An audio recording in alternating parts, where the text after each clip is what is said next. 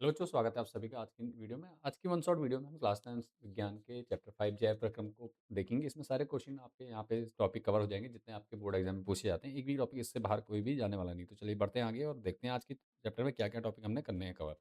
ठीक है, इस अध्याय में हम सबसे पहले क्या पढ़ेंगे देख लीजिए। इस अध्याय में जो है मेन जो टॉपिक आपका पहला जैव प्रक्रम, जीवन के लिए अनिवार्य प्रक्रियाएं जो होती हैं उनके बारे में बात करेंगे। पोषण, जीव ऊर्जा को कैसे प्राप्त करते हैं, जीव ऊर्जा कैसे प्राप्त करते हैं बताएंगे पढ़ेंगे। श्वसन क्या है, भोजन से ऊर्जा कैसे बनती है ये बात करेंगे। उसका वहन तंत्र, शरीर में पदार्थों का परिवहन किस प्रकार होता है और उस अपशिष्ट पदार्थों का निष्कासन क्यों जरूरी है। ये 5 टॉपिक हैं जिस पे ये चैप्टर बेस है इस चैप्टर के, और इसी पे क्या होते हैं सारे क्वेश्चन आपके बनते हैं। बोर्ड भी आपके इन्हीं 5 टॉपिक से आपको करता है, बोर्ड एग्जाम में क्वेश्चन पूछता है। तो आपने करना पूरी वीडियो को अंत तक देखना है। सारे क्वेश्चन आपको यहाँ पे देखने को मिल जाएंगे, सारे टॉपिक समझ में आ जाएंगे। 15 से 20 मिनट की वीडियो रहने वाली है, तो अंत तक वीडियो को देख कर करना है, पूरे चैप्टर को अच्छे से समझ लेना है। चलिए बढ़ते हैं आगे, देखते हैं पहले सबसे पहले जैव प्रक्रम है क्या।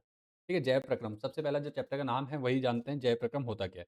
तो वे सभी प्रक्रियाएं जो संयुक्त रूप से क्या होती हैं, जीवन अ, जो संयुक्त रूप से जीवों के अनुरक्षण, ठीक है, अर्थात अर्थात मेंटेनेंस का कार्य करती हैं, जैव प्रक्रम कहलाती है। ठीक है, मेंटेनेंस तो आप जानते हैं अंग्रेजी का शब्द है मेंटेनेंस, अब समझते हो। हिंदी में कहते हैं अनुरक्षण। ठीक है, तो वे सभी प्रक्रियाएं जो संयुक्त रूप से जीवों के अनुरक्षण का कार्य करती हैं, जैव प्रक्रम कहलाती हैं। ठीक है, यह प्रक्रियाएँ जीवन जीने के लिए अनिवार्य हैं। ठीक है? इनके बिना जीवन संभव नहीं है। अगर इनमें से कोई भी एक प्रक्रिया नहीं होगी, तो जीवन क्या है? संभव नहीं है। ठीक है? जीवन जीने के लिए क्या है? ये सभी प्रक्रियाएँ क्या होती हैं? जैव प्रक्रम के अनिवार्य हैं। ठीक है? अब ये मुख्य प्रक्रियाएँ हैं कौन-कौन सी? सबसे पहले जान लीजिए। तो मुख्य प्रक्रियाएँ हैं, सबसे पहला पोषण, अच्छा अर्थात भोजन ग्रहण करना। ठीक है? न्यूट्रिशन जिससे हमें एनर्जी मिलती है। ठीक है? उसके बाद श्वसन, जो क्या करता है? भोजन को एनर्जी में बदलने का काम करता है। उसके बाद वहन, जो एनर्जी को बॉडी के अलग-अलग भागों तक न्यूट्रिशन को पहुँचाता है। ठीक है? और उत्सर्जन, जो अपशिष्ट पदार्थों को शरीर से बाहर निकालता है। तो 4 प्रक्रम होते हैं जो मेन है शरीर में। ठीक है? क्या? पोषण, श्वसन, वहन और उत्सर्जन। ये चारों का ध्यान रखना है आपने। ठीक है? अब ये काम कैसे करते हैं देखिए। भोजन ग्रहण करना किसमें जाएगा? आपके आमाशय में। ठीक है? आमाशय में होगा इसका। फेफड़े और हृदय मिलके क्या करते हैं? श्वसन तंत्र को पूरा करते हैं। ठीक है? वहन तंत्र में क्या होता है? वहन तंत्र का जो मेन वो है कार्य, वो क्या है? हृदय करता था, ब्लड सर्कुलेशन। ठीक है? और उत्सर्जन तंत्र में आपका क्या काम होता है? वृक्क, जो किडनी होती है वो क्या करती है? उत्सर्जन तंत्र का काम करती है। बाकी आगे पढ़ेंगे, टेंशन मत लीजिए। ठीक है? इतना हमें समझ में आ गया। आगे बढ़ते हैं। आगे देखिए क्या है? पोषण। पोषण क्या होता है सबसे पहले जानते हैं। पोषण क्या है? ऊर्जा का स्रोत है। ठीक है? पोषण क्या है? ऊर्जा का स्रोत होता है। न्यूट्रिशन क्या होता है? ऊर्जा का स्रोत, क्योंकि जब हम खाएँगे तभी हमें ऊर्जा मिलती है, हम जानते हैं ना? तो जब भोजन करते हैं तभी हमें क्या होती है? उस भोजन से हमें ऊर्जा मिलती है।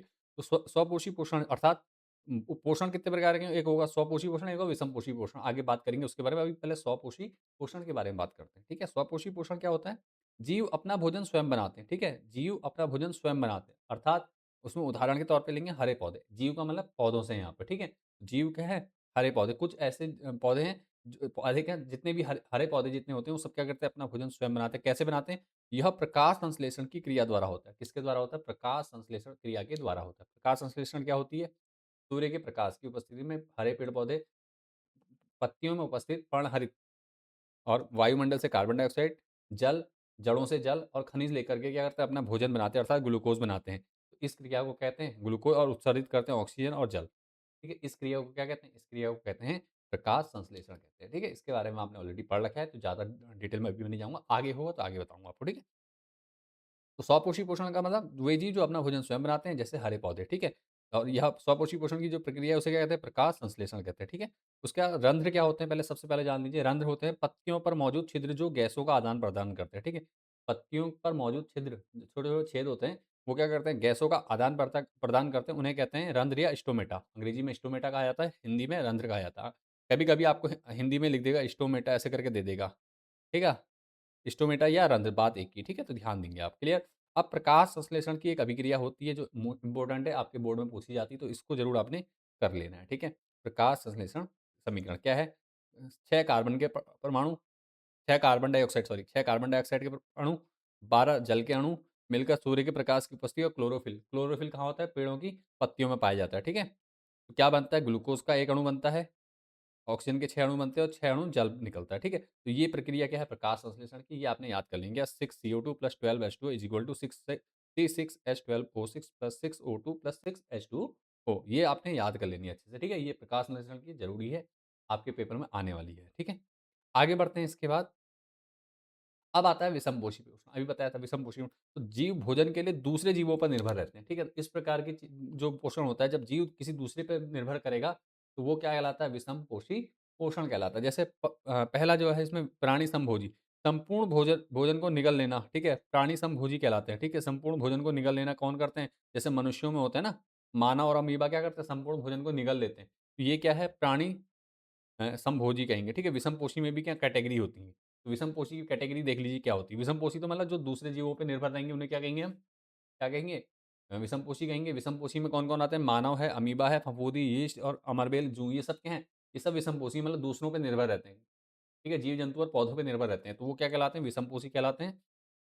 विषमपोषी की भी 3 मेन कैटेगरी हैं, कौन-सी? प्राणी समभोजी, ठीक है? प्राणी समभोजी अर्थात ये क्या करता है? संपूर्ण भोजन को निगल लेना, ठीक है? संपूर्ण जैसे हम क्या करते हैं रोटी-चावल जो भी है सबको निगल लेते हैं ना, तो ये क्या काम है? ये ऐसा काम कौन करता है? मानव अमिता, तो इनको क्या कहते हैं? प्राणी समभोजी। ठीक है? समभोजी। उसके बाद मृतजीवी। मृतजीवी कौन-से होते हैं? जो सड़े गले पदार्थों का पोषण प्राप्त करते हैं। ठीक है? जो सड़े गले पदार्थों को क्या करते हैं? उससे पोषण प्राप्त करते हैं, उससे कहते हैं। तो जैसे फफूंदी और यीस्ट, ये क्या है? फफूंदी और यीस्ट क्या होते हैं? मृतजीवी होते हैं। ये क्या होते हैं? मृतजीवी होते हैं। ठीक है? ये क्या करते हैं? मृत जीवों से अपना पोषण प्राप्त करते हैं। तो ये है भी, ये भी परजीवी की कैटेगरी। उसके बाद परजीवी। परजीवी में क्या आते हैं देखो, परजीवी में क्या आएँगे? ऐसे दूसरे जीव के शरीर से बिना उसे मारे पोषण लेना, ठीक है? ऐसे जीव क्या होते हैं, कुछ जीव ऐसे होते हैं, कुछ पेड़-पौधे ऐसे होते हैं, जो क्या करते हैं, जीव को मारते तो नहीं है, लेकिन उसके शरीर से पोषण लेते हैं, ठीक है? उसे बिना मारे पोषण लेना क्या कहलाता है? परजीवी कहते हैं, ठीक है? दूसरे पे जो निर्भर रहते हैं पूर्ण रूप से, ठीक है? तो वो ये क्या कहलाते हैं? परजीवी कहलाते हैं, ठीक है? दूसरे जीवों को के शरीर से बिना उसे मारे पोषण लेना क्या कहलाता है? परजीवी पोषण कहलाता है, ठीक है? उदाहरण में अमरबेल हो गई आपकी और जूं। जूं भी क्या करती है? बिना मारे क्या करती है? अपना पोषण प्राप्त करती है दूसरे व्यक्ति से, दूसरे शरीर से, ठीक है? दूसरे जीव से। और अमरबेल भी क्या करती है? दूसरे पेड़ से अपना पोषण प्राप्त करती है। क्लियर हो गया? चलिए आगे बढ़ते हैं अगले टॉपिक की ओर। अब है अमीबा में पोषण, बहुत मोस्ट इंपोर्टेंट है, ठीक है? ये आईएमपी क्वेश्चन लगा लीजिए इसको, ये भी इंपॉर्टेंट क्वेश्चन में आएगा, तो इंपॉर्टेंट में इसको ध्यान से देखना है, ठीक है? एक तो ये डायग्राम आपने ध्यान में रखना है, डायग्राम आपने सीख लेना क्या है। ये देखो अमीबा है, अमीबा जब भोजन देखता है तो इसके ऐसे करके खाँप बन जाती है, उसमें खाँच बनती है, ठीक है? ये खाँच बनता है, कूटपाद से क्या करता है? खाँच बनाता है, उसका धीरे-धीरे अंदर लेता है और बाद में क्या होता है? ऐसे करके बंद होता है, ये भोजन अंदर आ जाता है उसके, ठीक है? ये रहती है, ये कूटपाद कहलाते हैं साइड के वो। और ये इस प्रकार से जो खाने में आया तो ये खाद्य रिक्तिका कहलाती है, ठीक है?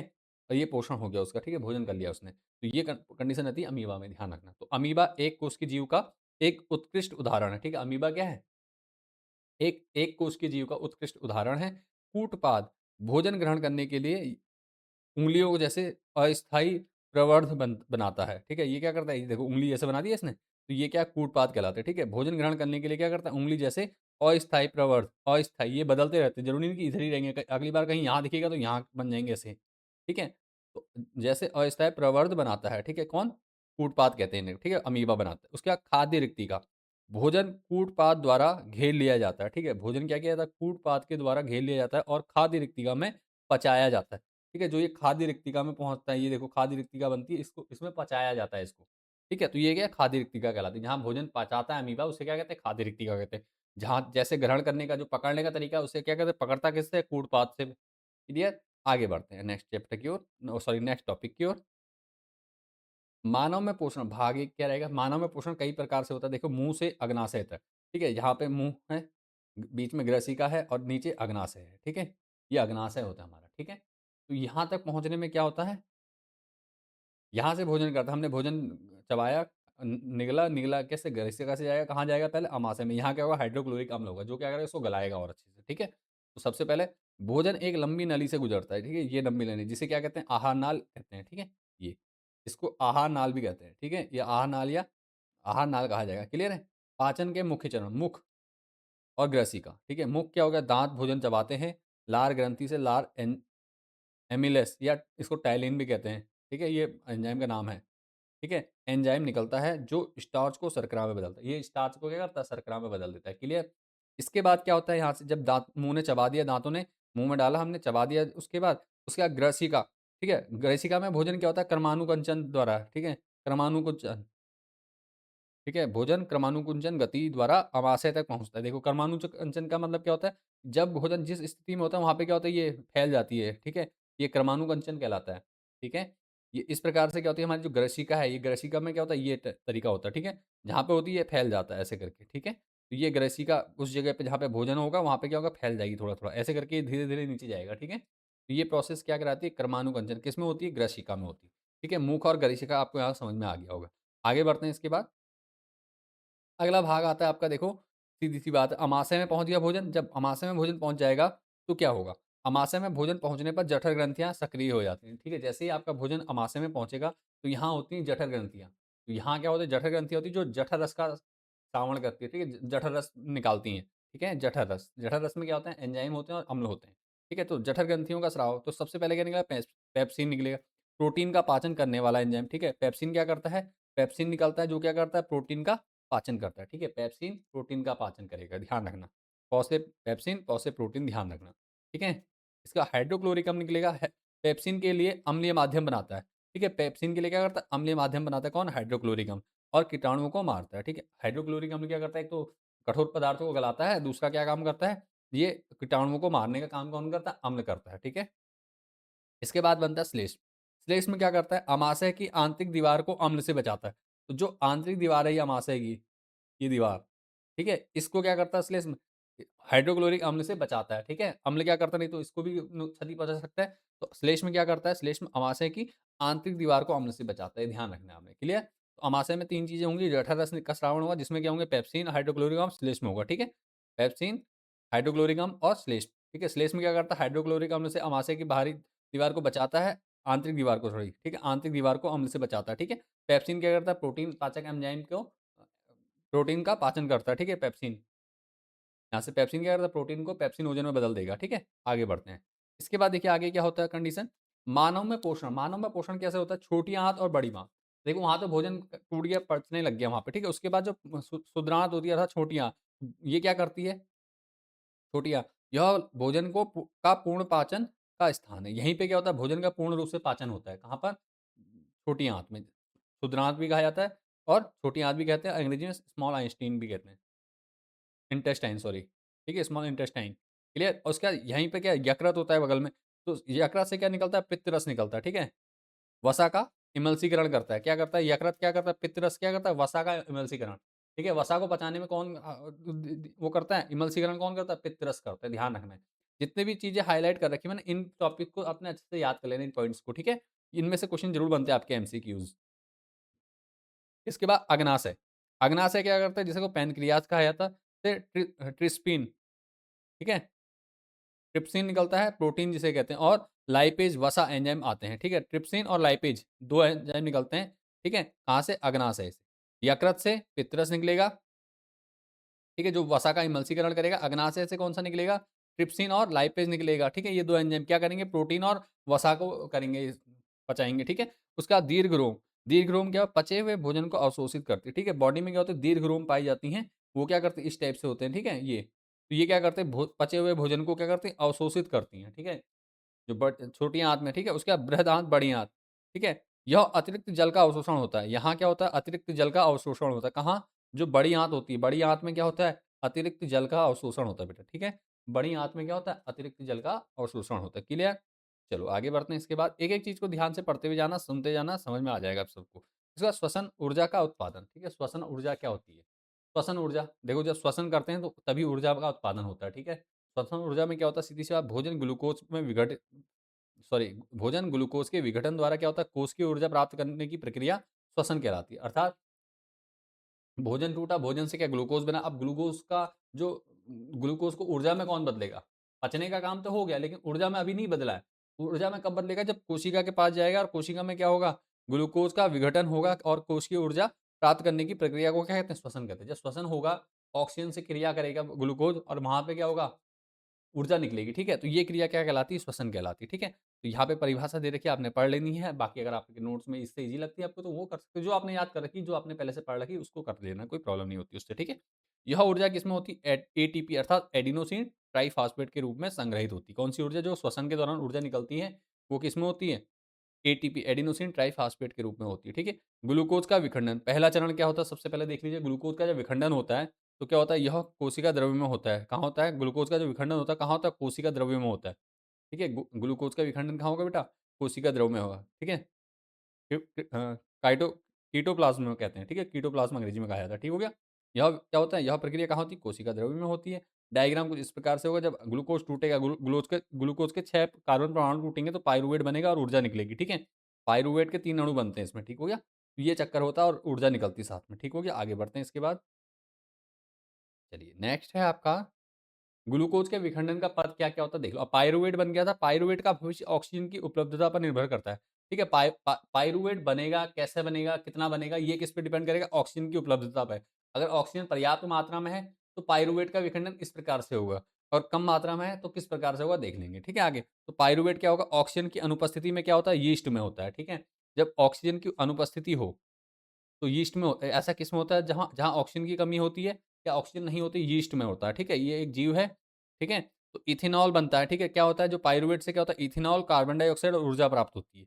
ठीक है? जब क्या होता है पाइरूवेट टूटता है तो क्या प्राप्त होता है इथेनॉल बनता है। इसके अलावा कार्बन डाइऑक्साइड और ऊर्जा बनती है। ठीक है? इस प्रक्रिया को कहते हैं किण्वन कहते हैं। इस प्रक्रिया को किण्वन कहा जाता है। क्लियर? ऑक्सीजन की अनुपस्थिति में क्या होता है पाइरूवेट से इथेनॉल, कार्बन डाइऑक्साइड और ऊर्जा प्राप्त होती है, लेकिन ये बहुत कम मात्रा में होती है और साथ में क्या होता है किण्वन कहते हैं। इस प्रक्रिया को कहते हैं किण्वन कहा जाता है। इसके अलावा पाइरूवेट ऑक्सीजन के अभाव में जहाँ बिल्कुल ही ऑक्सीजन नहीं है, जो कहाँ होता है मांसपेशियों में होता है। ठीक है? मांसपेशियों में जो होता है वो क्या होता है देखो, लैक्टिक अम्ल बनता है। देखो पाइरूवेट टूट के किसमें लैक्टिक अम्ल में लैक्टिक एसिड बनाता है और ऊर्जा देता है। ठीक है? और इसको कहते हैं क्रैम्प का कारण कहते हैं इसको। ठीक है? ये प्रक्रिया क्या कहलाती है? क्रैम्प का कारण। ठीक है? ये कहाँ होती है? मांसपेशियों में होती है, ऑक्सीजन के अभाव में। यहाँ ऑक्सीजन की अनुपस्थिति कहा जा रहा है। ठीक है? यहाँ पे बिल्कुल नहीं है ऑक्सीजन, तो यहाँ पे क्या है? किण्वन हो रहा है। यहाँ पे ऑक्सीजन है लेकिन बहुत कम मात्रा में होगी, तो यहाँ पे क्रैम्प के कारण होगा। ठीक है? लैक्टिक अम्ल बनेगा और ऊर्जा निकलेगी यहाँ से। उसके बाद अगला आता है आपका ऑक्सीजन की उपस्थिति में। ठीक है? ऑक्सीजन की उपस्थिति में कहाँ होता है? माइटोकॉन्ड्रिया में। ठीक है? माइटोकॉन्ड्रिया में होता है, ध्यान देंगे। ठीक है? इसी में सबसे ज़्यादा ऊर्जा निकलती है। इसीलिए माइटोकॉन्ड्रिया को ऊर्जा पादप जगत का ऊर्जा का सिक्का भी कहा जाता है। ठीक है? बिजली घर भी कहा जाता है। ये दोनों सुना होगा आपने। तो ऑक्सीजन की उपस्थिति में माइटोकॉन्ड्रिया में होती है क्या? कार्बन जब पाइरूवेट का विखंडन होता है, पाइरूवेट टूटता है तो क्या बनता है? कार्बन डाइऑक्साइड, जल और ऊर्जा बनती है। और इसी में सबसे अधिक ऊर्जा निकलती है। किसमें? पाइरूवेट के विखंडन में जब ऑक्सीजन की उपस्थिति में होता है। ठीक है? चलो आगे बढ़ते हैं। नेक्स्ट मानव श्वसन तंत्र। अब आता है श्वसन। अभी हमने बात कर लिया हमने सबसे पहले बात करी किसकी? पाचन तंत्र की। ठीक है? पोषण जिसे कहते हैं, पोषण तंत्र कहते हैं, ठीक है? पोषण जिसमें हमने पढ़ा। अब आएगा मानव श्वसन तंत्र। श्वसन तंत्र में वायु का मार्ग। वायु का मार्ग क्या होता है? नासा द्वार अर्थात नाक, ठीक है? ग्रसनी, कंठ, ठीक है? ये सब क्या है? नाक के हिस्से हैं। ठीक है? नाक के अंदर की वो ग्रसनी कहलाएगी, फिर कंठ, कंठ से श्वास नली में, श्वास नली से श्वसनी में और श्वसनी से श्वसनिका में और फिर कुपिकाओं में। ठीक है? ये प्रोसेस रहती है, यहाँ से जाएगी, यहाँ से यहाँ फेफड़ों तक पहुँचती है। ठीक है? तो सबसे पहले जानते हैं क्या मार्ग तो ये रहता है किसका? वायु श्वसन का। लेकिन उसके बाद क्या होता है? कूपिका। कूपिका में क्या होता है? कूपिका क्या है? यह गुब्बारे जैसी संरचनाएँ हैं जहाँ रक्त और वायु के बीच गैसों CO2 और CO2 का आदान-प्रदान होता है। ठीक है? कूपिका कहलाती है। कहाँ होती है? फेफड़ों में पाई जाती हैं ये। ठीक है? फेफड़ों में पाई जाती कूपिकाएँ। क्या होता है यहाँ पे? गैसों का आदान-प्रदान होता है, कार्बन डाइऑक्साइड और ऑक्सीजन का। क्लियर? इसके बाद हीमोग्लोबिन। हीमोग्लोबिन क्या होता है? यह आरसीबी रेड ब्लड सेल रक्त कणिकाओं में पाया जाने वाला एक वर्णक है। ठीक है? ये क्या है? एक वर्णक है किसमें? आरसीबी अर्थात लाल रुधिर कणिकाओं में पाया जाने वाला वर्णक है। जो ऑक्सीजन को शरीर के सभी भागों तक पहुँचाता है। ये क्या करता है? ऑक्सीजन के साथ जुड़ता है और बाकी रक्त के साथ ऑक्सीजन को अपने साथ क्या करता है? शरीर के विभिन्न भागों तक लेके जाता है। ठीक है? तो कूपिकाओं में क्या होता है? गैसों का प्रदान होता है और हीमोग्लोबिन क्या करता है? आरसीबी में पाया जाता है हीमोग्लोबिन। ये क्या करता है? ऑक्सीजन को शरीर के विभिन्न भागों तक पहुँचाता है। नेक्स्ट इसके बाद आता है वहन तंत्र। ठीक है? मेन जो आया अब वहन तंत्र। अब वहन तंत्र यहाँ तो हो गया, फेफड़ों में क्या हो गया? श्वसन तंत्र में क्या हो गया? श्वसन साँस ले ली। साँस लेने के बाद आपने क्या करा? रक्त जो आया आपको वहाँ पे ऑक्सीजन के साथ जोड़ दिया और ऑक्सीजन से र अशुद्ध रक्त से कार्बन डाइऑक्साइड ले ली, ये तो कर दिया। अब वहन कौन करता है उस ब्लड का? सर्कुलेशन कौन करता है? वो है आपका मानव परिसंचरण तंत्र कहलाता है और उसमें सबसे मेन काम किसका है? हृदय का है। ठीक है? सबसे पहले पढ़ लेते हैं। मानव में भोजन, ऑक्सीजन और वर्ज्य पदार्थों का वहन रक्त करता है। ठीक है? बॉडी में क्या होता है? जो भी भोजन है, ऑक्सीजन है और जो वर्ज्य पदार्थ है अर्थात अपशिष्ट पदार्थ हैं, उनका जो वहन करता है वो कौन करता है? रक्त करता है। अर्थात वर्ज्य पदार्थ में आपका कार्बन डाइऑक्साइड को ले सकते हो आप। ठीक है? और बाकी जैसे आपका अदर अशुद्धियाँ होती है रक्त में वो सब। ठीक है? तो मानव में भोजन, ऑक्सीजन और वर्ज्य पदार्थ का वहन कौन करता है? रक्त करता है, ध्यान रखेंगे। इसके बाद देखो हृदय की संरचना का एक डायग्राम दे रखा है मैंने, आपको ये बना लेना है बेटा, इसको अच्छे से सीख लेना है, ठीक है? इसको अच्छे से सीख लेना है और इसको ये पेपर में आपको देखने को मिलने वाला है, ठीक है? इसके बाद देखो क्या है, एक पेशीय पंप जो रक्त को पूरे शरीर में भेजता है, ठीक है? पेशीय पंप, हृदय क्या है? एक पेशीय पंप है, जो रक्त को पूरे शरीर में भेजता है। ऊपरी कक्ष आलिंद कहलाते हैं, ये देखो ये आलिंद है, ठीक है? ऊपरी कक्ष क्या कहलाते हैं? बायाँ और दायाँ आलिंद, ठीक है? और निचले का अक्ष नीलय कहते हैं। ये नीलय हैं ये दोनों, ठीक है? मैं टिक करता हूँ, ये नीलय हैं और ये आलिंद है, ठीक है? तो ये समझ में आ गया। उसके बाद दोहरा परिसंचरण, ठीक है? तो दोहरा परिसंचरण का मतलब क्या होता है? रक्त प्रत्येक चक्र में हृदय से 2 बार गुजरता है, ठीक है? जो रक्त होता है वो प्रत्येक चक्र में क्या होता है? हृदय से 2 बार गुजरता है। यह ऑक्सीजन युक्त और ऑक्सीजन रहित रक्त को मिलने से रोकता है, ठीक है? ऑक्सीजन युक्त और ऑक्सीजन रहित, ठीक है? ये ध्यान रखना, इसमें ऑक्सीजन है, इसमें ऑक्सीजन रहित है, मतलब ऑक्सीजन नहीं, कार्बन डाइऑक्साइड है, ठीक है? शुद्ध और अशुद्ध रक्त को मिलने से रोकता है, जिससे ऊर्जा उत्पादन अधिक कुशल होता है, ठीक है? ये एक पंप का काम तो करता ही है हृदय, ठीक है? इसके अलावा क्या करता है? दोहरा परिसंचरण भी होता है इसमें, मतलब ऑक्सीजन युक्त रक्त और ऑक्सीजन रहित रक्त क्या होता है? को मिलने से भी रोकता है और ऊर्जा उत्पादन में अधिक कुशल बना देता है, ठीक है? कौन? हृदय। आगे देखो, अब आता है रक्त वाहिकाएँ। रक्त वाहिकाएँ क्या होती हैं आपकी? देखो बेटा, रक्त वाहिकाएँ क्या होती है? सीधी-सी बात है, धमनी और सिरा, ठीक है? यहाँ पे आपने देखा होगा धमनी और सिरा, ये क्या है? ये महाधमनी, महासिरा हैं, ठीक है? तो शुद्ध और अशुद्ध रक्त को घुमाती है। आगे पढ़ेंगे आपको समझ में आ जाएगा, ठीक है? क्या होती है? तो धमनी और सिरा ध्यान में रखो, धमनी और सिरा। धमनी क्या करती है? ऑक्सीजन युक्त रक्त को हृदय से शरीर तक ले जाती है। धमनी का काम क्या है? ऑक्सीजन युक्त जो शुद्ध रक्त है उसको क्या करते हैं? ये शरीर के विभिन्न भागों तक ले जाती है, ठीक है? दीवार मोटी और लचीली होती है। इसमें क्या होती है? जो दीवार होती है वो मोटी होती है और लचीली होती है, ठीक है? अपवाद क्या है? फुस्फुस धमनी, ठीक है? इसमें एक अपवाद है, फुस्फुस धमनी। फुस्फुस धमनी क्या करती है? ऑक्सीजन युक्त रक्त को नहीं ले जाती है, क्या करती है? एक ऑक्सीजन रहित रक्त को लेके चलती है, ठीक है? इसका थोड़ा अपवाद ये है। ऐसा ही क्या है? सिरा, सिरा क्या होती हैं साथ में? सिरा से पहले धमनी में क्या होता है? प्लेटलेट्स, प्लेटलेट्स क्या होती है? चोट लगने पर रक्त का थक्का बनाकर रक्त स्रावण को रोकती हैं, ठीक है? रक्त में का ध्यान रखना। और लसिका क्या होती है? परिवहन में मदद करने वाला एक रंगहीन द्रव है, ठीक है? जो रक्त को क्या करता है? द्रवित करता है, मतलब द्रव अवस्था में रखता है। कौन होता है? उसको क्या कहते हैं? लसिका कहते हैं, ठीक है? रक्त में कणिकाएँ पाई जाती हैं, लाल रुधिर कणिकाएँ, श्वेत रुधिर कणिकाएँ, प्लेटलेट्स, और साथ में लसिका क्या करती है? इसको तरल बनाती है, इसको बहने के योग्य करती है, ठीक है? तो धमनी समझ में आ चुका है, आगे पढ़ेंगे हम सिरे के बारे में। सिरा क्या करती है? अशुद्ध रक्त को, अर्थात ऑक्सीजन रहित रक्त को वापस कहाँ तक छोड़ती है? वापस लाने का काम करती है। शरीर के विभिन्न भागों से कहाँ लाती है? आपके हृदय के पास, ठीक है? हृदय तक लाती है, ताकि क्या हो? वहाँ शुद्ध रक्त हृदय से फेफड़ों तक जाए और फेफड़ों से फिर ऑक्सीजन युक्त रक्त क्या हो? वापस शरीर के विभिन्न भागों तक पहुँचे। इसके बाद आता है पादपों में परिवहन, इम्पोर्टेंट है, इसको भी ध्यान देना। जाइलम, ठीक है? पादपों में पोषण या परिवहन कैसे होता है? जाइलम और फ्लोएम के द्वारा होता है, ठीक है? जाइलम और फ्लोएम 2 हैं जो परिवहन करते हैं जल और खनिजों का वहन करता है कौन? जाइलम, ठीक है? जल और खनिजों का वहन कौन करता है? जाइलम करता है, ठीक है? वहन केवल एक ही दिशा में होता है, जड़ों से ऊपर पत्तियों की ओर, ठीक है? जो जाइलम होता है वो सिर्फ़ एक ही दिशा में करता है, ये देखो। ये जो प्रोसेस है ये किसकी है? ये जाइलम है, ठीक है? जाइलम की है, ठीक है? जल और खनिजों का वहन करता है, वहन केवल क्या होता है? एक दिशा में होता है जाइलम में, ठीक हो गया?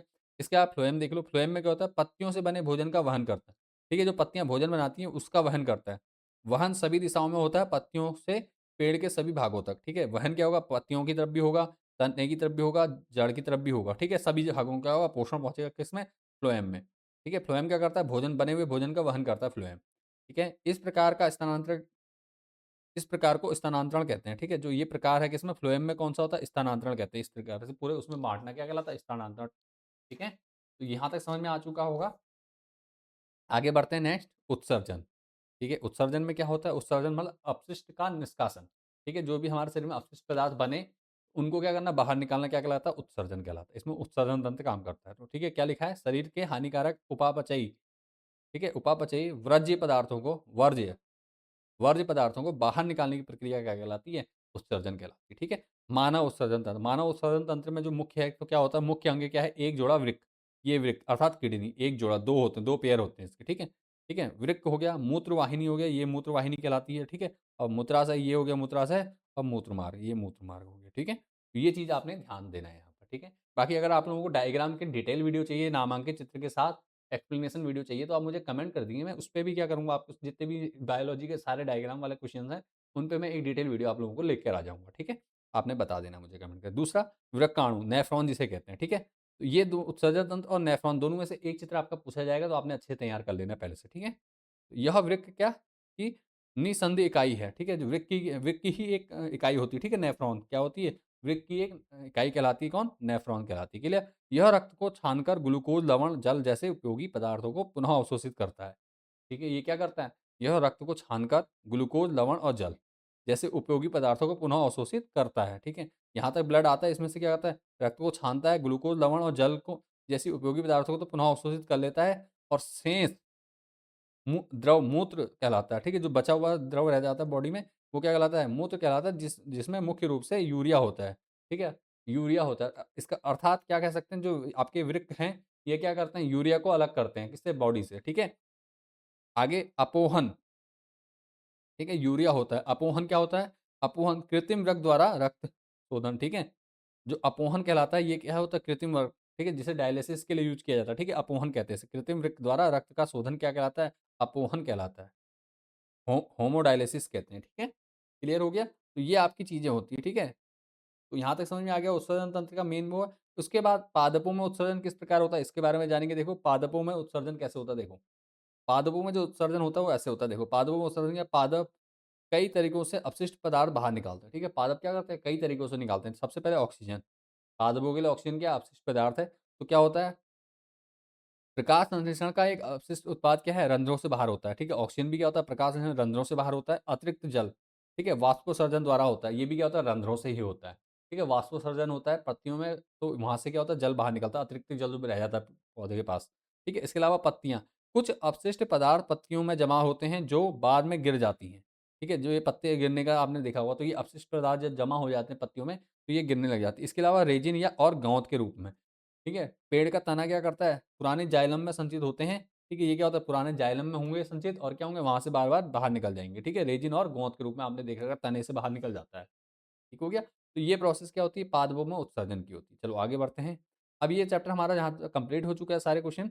अब इसमें हमने क्या-क्या पढ़ा देख लेते हैं। जैव प्रक्रम, जीवन के अनुरक्षण के लिए आवश्यक और अनिवार्य प्रक्रियाएँ जितनी भी हमने यहाँ पे बात करी, ठीक है? 4 प्रक्रियाएँ मुख्य थी, हमने चारों की बात बात की। पोषण, श्वसन, परिवहन, मतलब परिसंचरण और उत्सर्जन, ये 4 प्रक्रियाओं के बारे में हमने बात करी, कैसे होता है जीवों में, मनुष्यों में और आपके पादपों में, ठीक है? उसके बाद पोषण, पोषण क्या होता है? पोषण स्वपोषी पोषण, प्रकाश संश्लेषण की उपस्थिति अर्थात प्रकाश संश्लेषण कहलाते हैं, और विषमपोषी पोषण, ठीक है? श्वसन क्या होता है? ग्लूकोज का विखंडन कर एटीपी का ऊर्जा बनना क्या कहलाता है? श्वसन कहलाता है, ठीक है? ऑक्सीजन की उपस्थिति में अलग प्रकार से होता है, ऑक्सीजन की कमी में अलग प्रकार से होता है, और ऑक्सीजन के अभाव में क्या होता है, अलग प्रकार से होता है, ठीक है? श्वसन, श्वसन में क्या होता है, पायरुवेट टूटता है। इसके बाद वहन, मानव में दोहरा परिसंचरण पाया जाता है, पादपों में जाइलम और फ्लोएम के द्वारा क्या होता है, परिसंचरण होता है। फ्लोएम भोजन के लिए उत्तरदायी होता है, जाइलम जल और खनिजों के लिए उत्तरदायी होता है, ठीक है? और उसका उत्सर्जन, मानव में वृक्काणु अर्थात नेफ्रॉन मुख्य इकाई होती है, ठीक है? क्लियर हो गया? तो ये सारी चीज़ें हमने यहाँ पे कंप्लीट करी। इसके बाद आप लोगों ने क्या करना है, इन क्वेश्चन को आपने एक बार तैयार कर लेना है, ठीक है? ये आप लोगों का होमवर्क है। चाहो तो आप मुझे इसका कमेंट में आंसर भी दे सकते हैं, ठीक है? तो आप कमेंट कर देंगे मुझे। बाकी अगर आपको किसी और टॉपिक का डिटेल और लॉन्ग वीडियो चाहिए, तो आपने मुझे कमेंट कर देना है, और इसको क्वेश्चन को देख लेना है, ठीक है? प्रकाश संश्लेषण के लिए आवश्यक कच्ची सामग्री पौधा कहाँ से प्राप्त करता है? इंपॉर्टेंट क्वेश्चन है, आपके एग्जाम में पूछा जाएगा, ठीक है? तो अभी बताया था थोड़ी देर पहले, कहाँ से कच्ची सामग्री करता है? कच्ची सामग्री क्या है? आपको बता रखा है, खनिज, लवण, जल और सूर्य का प्रकाश, ये सब क्या कच्ची सामग्री के रूप में आएगा, ठीक है? हमारे अमाशय में अम्ल की क्या भूमिका होती है? इंपॉर्टेंट क्वेश्चन है, इसका मैंने आंसर डिटेल में करा भी रखा है, आपको वीडियो बना रखी है, लिंक डिस्क्रिप्शन में दे दूँगा मैं, वहाँ से आप देख लेंगे, ठीक है? ग्लूकोज के ऑक्सीकरण से विभिन्न जीवों में ऊर्जा प्राप्त करने के विभिन्न पथ का क्या होते हैं, ठीक है? ग्लूकोज से ऑक्सीजन के तत्व अभी मैंने बताया 3, ऑक्सीजन की उपस्थिति, ऑक्सीजन के अभाव और ऑक्सीजन की कमी में, ठीक है? उसके अलावा जाइलम और फ्लोएम में पदार्थों के वहन में क्या अंतर है? ठीक है? जाइलम और जो फ्लोएम पदार्थों का वहन करते हैं, उसमें क्या अंतर है बताना है। उसका वृक्काणु, नेफ्रॉन की रचना और क्रियाविधि का वर्णन करना है, ठीक है? ये सारे क्वेश्चन आप लोगों ने देख लेना है। अगर किसी क्वेश्चन को लेकर के कोई डाउट है, किसी टॉपिक पे आपको डिटेल वीडियो चाहिए, तो आप मुझे कमेंट कर दीजिए। और इंपॉर्टेंट क्वेश्चन की वीडियो मैंने लगातार चैनल पे बनाते जा रहा हूँ आप लोगों के लिए। Sample paper, previous year question paper भी आपको हमारे चैनल पे मिल जाएँगे। पहली बार जो बच्चे आए हैं, वो चैनल को सब्सक्राइब कर लेना, वीडियो को लाइक कर देना, दोस्तों के साथ शेयर कर देना।